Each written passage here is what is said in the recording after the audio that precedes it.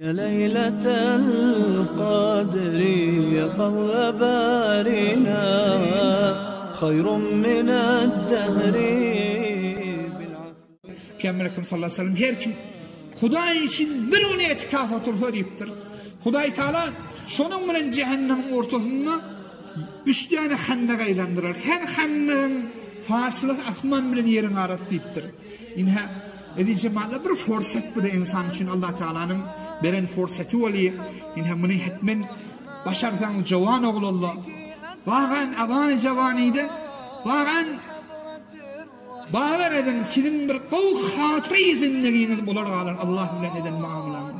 Bağlar edin Huday Teala şimdi sana bir rahmetin, füyuzatın kapılarını senden yana açar. Bunun lezzetini hiç vazinliğini hoş taamtarin taamdan, hoş mezeterin içmeli zatlardan taamlardan bunun taamını sen taat bilmersin edi cavan. Peygamber Efendimiz sallallahu aleyhi ve sellem'in sünnetidir. Ölüp baran sünnetidir deyip ölüm giyirmekle büyük cihattır senin için. Mücahide cihad etmek. Huday Tebarek ve Teala diye Ya eyyühellezine amenu hel edullukum ala ticaretin tuncikum min azabin elim. Ey iman etilen adamlar size bir muamele delalet etmeyin mi? Huday bilen bir muamele dadu sitet berip almak Huday bilen etmek bir muamele bildirmeyin mi? Onun muamelen neticesi sizi tuncikum min azabin elim. Allah'ın ağırlıkla davranışı necat verin ama tu'minûne billahi Huday bilen Huday'a iman getirip o Huday'ın yolunda malın canım bilen cihad etmek diye. Şu etikafın bir nemunesi Huday'ın yolunda canım bilen cihad etmek. Ruzi kuffar vardı. Adamlar eline kılıç alıp şunun beraberine var yedi. Hala Peygamber sallallahu aleyhi ve sellem demedi mi? Bir sahabanmış soranı ya Resulallah hikamal koy diyenine cihad dedi Peygamber sallallahu aleyhi ve sellem. Şu cihad adam şun nefsin bile mübarek edip nefsin sen git azat gir iyi iş diye veli şu nefsini danıp Hudaya tevil veriyen ya Rab şu benim nefsim seni yerine koyuyen ya Rab deyip etikaf diyenin mefhumu şu cemaatler. Huday bilen muamele etmek Allah bilen muamele deyip bunu Huday Teala Kur'an'ı bunu beyan ediyor cemaatler. Şu sebeple Peygamber Efendimiz sallallahu aleyhi ve sellem hedefi etikafı ulukun gayet Peygamber Efendimiz sallallahu aleyhi ve sellem bu zatlar sandandan sonra kader giyeceğe taşımak oluyor Peygamber Efendimiz sallallahu aleyhi ve sellem. Şu sebeple kader giyeceğe eden cemaatler ilerimizde var. Ben evvel hücumlarda da ayıttım. Adam Huday Teala'nın koyun ibadetleri var. Namaz. Namazdan ta namaza çellik günah kefaret. Cuma'dan ta cuma ortasında günah kefaret. Ayet şeyle o ayetten bayda çellik. Veli Ramazan o Ramazan'dan bir Ramazan'a çellik. Veli kader giyeceğim edi cemaatler Allah emrin edecek muameleyi omur. Bir omur eden günah Huday Teala geçecek diyecek. Bir omur Huday Teala'dan senin bilen eden Allah muamelen senin bilen edecek. O zaman bu giyeceden hiç gafil kalmalılar. Kader giyece diyen ilerimizde dur. Kader giyeceğinin meselesini şu tayyuma çekip aytmakla cemaatla. Müslüman doğalla. Sebebi şu ki Peygamber Efendimiz sallallahu aleyhi ve sellem kaderi şu onun içinde vallaptır. Biz şu 27'si deyip ölümümüzü 27'sine karşın soğuk verip durmalılar. Bir zade adam yetecek bolsa ken yılına gelmeli, talaş etmeli, zahmete düşmeli. Ta Allah Teala'nın diyandan takmalı. Huday Tebarek ve Teala hem adamı kavvar ihtiram ettiği için şu adamların içinde Huday'ın bir dostu var. Mavada şu dostunu durup birden şuna bir terbiyet edip Huday'ın ulakhan bir ol bedbahtiyetine giriftar olayım efendim. Cuma'nın hem mesakatinde dua et. Bir saat var. Şu saatte sen duşar yanak diye. Herkese şunun yanak edi cemaatler. Huday'ın kadar deyip koyan zadi edi cemaatler. Çün Peygamber Efendimiz sallallahu aleyhi ve sellem bunu mütefavut giyicilerde vardır. Mesela Ebi Sa'idin el-Hudari radıyallahu anh farmayış ediyor Resul-i Ekrem sallallahu aleyhi ve sellem ahirki 20 içinde etikafa girdi. O zaman Peygamber Efendimiz sallallahu aleyhi ve sellem kellesini özünün çadırından çıkarıp ayıttı. Ey adamlar her kim kadara sataşacak bolsaş ahirki onunla etikaf otursun diye. Men Hudaý Taala maňa kadary berkezdi. Şol kadar ijeti men secde diýen ertir namazymda secdedemde maňlaýym palçyk bolýar diýip aýtdy diýip. Şondan ije ýagyn geldi. Owat mescidin sakfy da ýok, mene bir üstüne bir ot çöpü goýukly. Şondan ýagyn geçip mescidin içinde owat namazlyk da ýok. İçiden şen Peygamber secde edenine maňlaýyna salam berip bäri wakanda maňlaýy gördüler Peygamberin palçyk. Şu 23'nün ijeti. 27'sinin ijeti diýilen gurrunu da ulamalaryň fermaýyşy. Hop ekser ulamalar ne derdi bunun üstünde bar. Hop o sebepli Peygamber Ekrem sallallahu aleyhi ve sellem'in hedefi etikaf oturmaktan ahirki neticesi. Hop bir näçe mesailleri etikaftan hedefi sanadık. İllet-i gaiye Peygamber Ekrem sallallahu aleyhi ve sellem oturmaklığı Ramazan'da şu kadar gece taşıyacaktır. O sebepli şu attan 20'sinden anlar kullen kadarın fikrine olmalı cemaatla. Hususan kadarın inhe gecelerine hetmen 20'sinden anırdağı Peygamber Ekrem sallallahu aleyhi ve sellem'in ulakhan aydan zadi Allahümme inneke afuvun kerimun tuhibbul afwa fa'fu anna. Hudaýa sen kerimsin sen, günah geçensin sen. Hudaýa günah geçmekliğine gawaryan sen Hudaýa men günahmy geçewer diýip aýtdyr. Hiçbir kıyın dua eden cemaat. Şunu Peygamber Aleyhissalatu vesselam her farz namazımızda şu dua ederdi. Ve gece de özüm teheccüdünna ve gece tür özüm namazında Peygamber Ekrem sallallahu aleyhi ve sellem şu dua ederdi. Ve Hazreti Ayşe da ya Resulallah eğer min birden muvaffak bol kader gece dua düşaydım näme dua deyin ýene öwreden dua etişin. Geçen selefler hemişe namazı 20'sinden aňyrda okuan duasy Allahümme inneke afuvun kerim tuhibbul afwa fa'fu anna. Hudaýa sen günah geçen, günah geçmekle gawaryan, mihriban sen Hudaýa menim günahym geçewer diýip Hudaý Taala ýalvarmak. Peygamber Ekrem sallallahu aleyhi ve sellem'in eden duaları Allahümme inni e'udhu bi ridaka min sakatik ve bi muafatika min ukubetik ve e'udhu bika minka la uhsi thana'an aleyk ente kema ethneyte ala nefsik felekel hamdu hatta tarda.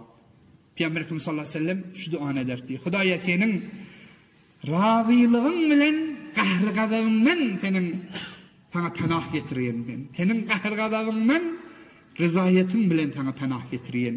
Hudaýa senin muafat günah geçenliğin bilen öz eden ukubu azabından senin günah geçmekliğin bilen sana panah getirýän. Hudaýa men senin özünden gahry gazabından sen öz rahmatyna mihribanyna men panah getirýän.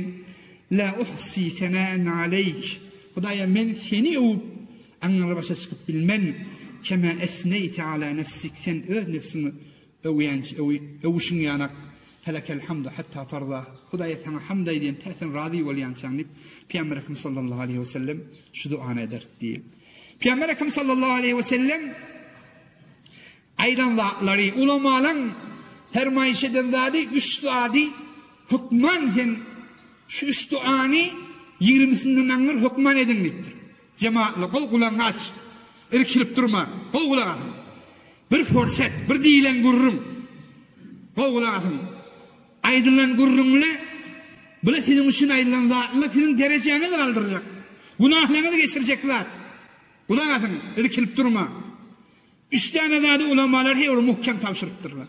Şu 3 zady 20'sinden aňyr aýdyn diýipdir. Bir saýa okuyan duam. Allahümme inneke afuvun kerim tuhibbul afwa fa'fu anna. Şunu kan aydın diýipdir. Birisi la ilahe illallah vahdehu la şerike leh. Lehul mulk ve lehul hamd ve huve ala kulli şeyin kadir. İnha şunu kan aydın diýipdir.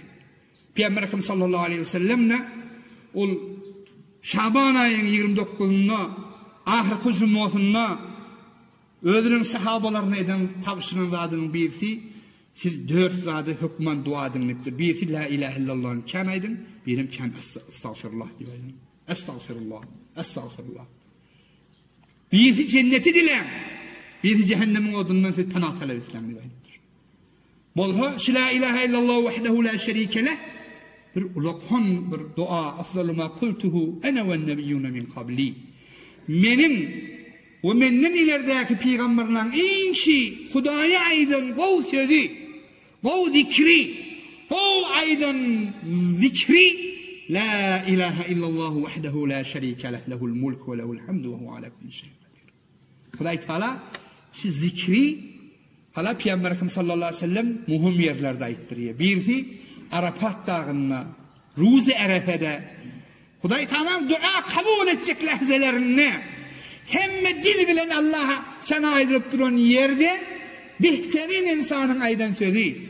Hemme peygamberlerin aydan sözü. Bu Peygamber Efendimiz sallallahu aleyhi ve sellem la ilahe illallah vahdehu la şerike leh lehul mulk ve lehul hamdu ve hu ala kulli şeyin kadir. Şimdi bir diyemek bir kıyın zaten cemaat. Şimdi kan aydın 20'sinden anlar. Birisi de Subhanallahi ve bihamdih adede halqih ve rida nefsih ve zinete arşih ve midade kelimatih min her şey. Hey vura anlar başta ulukun tesbih. Bir vakit Hazreti Resul Ekrem sallallahu aleyhi ve sellem öğeliptir ertirden sonra Hazreti Ümmü Seleme namazının üstünde oturup namaz okuyor oturan mı? Resulullah çıkıp giriptir. Aylanıp neçe vakitten sonra kuşluk diye bir uğurluk geliptir. Verdi Hazreti Ümmü Seleme namazının üstünde oturan mı?